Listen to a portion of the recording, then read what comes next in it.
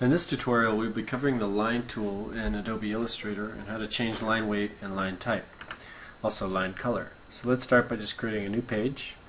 I'll just start with a standard letter size. Okay, so to create a line, you want to use the pen tool, which is the fifth icon down in the left toolbar. To start, you just select the pen tool, and then you can just start locating points for the line in space. When you're done, you can you can select the direct selection tool, and you'll be done creating your line. You'll notice that a line, similar to 3D Max, is created of points and segments. If you use the direct selection tool, which is the second selection tool, the white arrow, you can actually select the sub-objects of that line and then move the sub-objects. Notice, whenever you select one of your tools, the settings for that tool become active in this upper toolbar. So one of the things we can change here is the point type. By default, it created anchor points that are corner, but if we want to change those to smooth points, we can use our direct selection tool, select the points we would like to turn into smooth points, and select this icon here. You can then move these points. You'll notice these points are Bezier smooth points, so if you want, you can also change the sort of degree of curvature by adjusting the anchor points on the point itself. You can also, if you create a second line, use additional tools that are located in the upper toolbar, such as cut path. You can cut a path at the selected anchor point, so you can notice that it will cut that path accordingly. You can also remove selected anchor points. So if I use my direct selection tool, and let's say I select this anchor point, I can remove that selected anchor point. You'll notice if you actually delete, it'll delete both of those segments. So if you want to remove a point without deleting the segments, you have to actually select remove, and then it'll recreate that segment to connect between the unremoved points. So I can delete this anchor point if I want. Also, if you select one of the lines and go to Object Path, there are a bunch of different options for you here as well. So one of them is to outline stroke or offset path. If you want to outline stroke, that'll actually create a stroke and a fill. If you want to create a thickness, sort of like a wall in AutoCAD, you can use offset path. You can then choose the dimension of that offset, and you can preview. So you'll notice it'll offset in both directions. You can then say OK, and then if you want, you can always delete that initial point. Notice that we can't see that line there. That's because right now this line has a fill and color.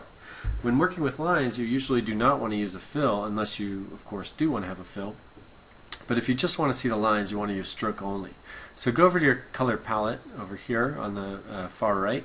If you select color, it'll open up your color palette, and you'll have your two options for colors. The upper left box is the fill. So if I were to draw, let's say, a rectangle, you'll notice that the fill color is white, which I could change to blue, and then the stroke color is black, which I could change to any other color. And if I deselect off that line, you'll notice that that line is green, so the stroke is green and the fill is blue. Okay, so now back to this line. Right now, the fill of this is white, so that's why it's covering this portion of the line. If I select this line and then turn the fill off by selecting this button here, you'll notice that your line will reappear. So you want to make sure, again, that if you're working with lines or paths using the pen tool, that you generally start with no fill, but you do want to have a stroke color. So the stroke color, if we come back to this menu, can be adjusted by double-clicking on this bottom right color icon here. You can then choose any color you want, and the line will change color. Let's say you want to change the thickness of the line. So the line, as I mentioned, is considered a stroke in Illustrator. If you go down your palettes here, all the way down to this palette, the stroke palette, you can change your line weight. So if you select from the drop-down, there are predetermined line thicknesses that you can choose from. Usually when printing, you never want to go below 0.25 point. A screen, if you type in a value of, let's say, 0.125, a screen can read that thinness of the line. However, when you print that, it'll probably print as broken, or maybe it won't print at all if it's anything below 0.25. So you want to make sure if you're going to print this that it's 0.25 or bigger. So you can select that line and change the line weight to 0.25. The other thing we can do, let's go here with 3 point, is change it from a continuous line to a dashed line. So if you want to add it as a dashed line, you can select dashed line and then change the dash distance and the gap distance. Generally you want a gap that's about half the distance of the dash. So I'll use 6 point here. It just creates a little better of a dashed line. Otherwise it becomes a little too fragmented if the dash and the gap are even. So usually you want the gap to be a little less than the actual length of the dash. Obviously you can change these to whatever you want.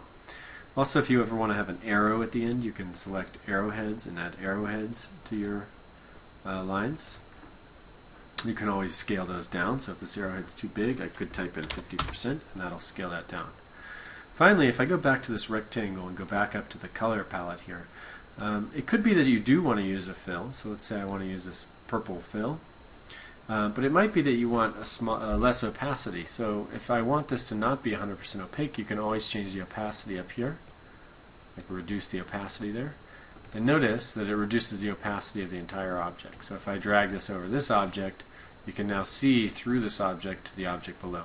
One useful thing here, if you want to arrange objects, let's say you want this line in front of the square geometry, you can always select that and go to Object, Arrange, and then bring it to front. That'll bring it in front of the transparent object.